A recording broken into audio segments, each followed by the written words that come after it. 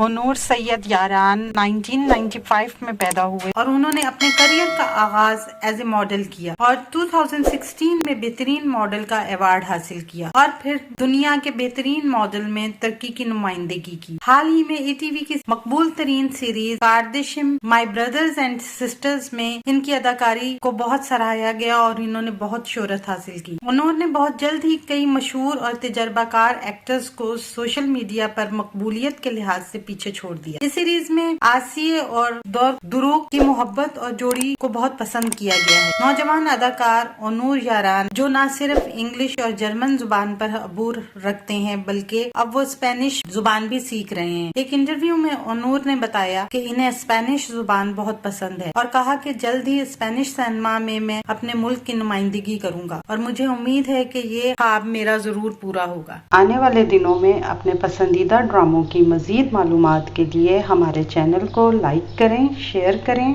اور سبسکرائب کرنا نہ بھولیں۔ شکریہ۔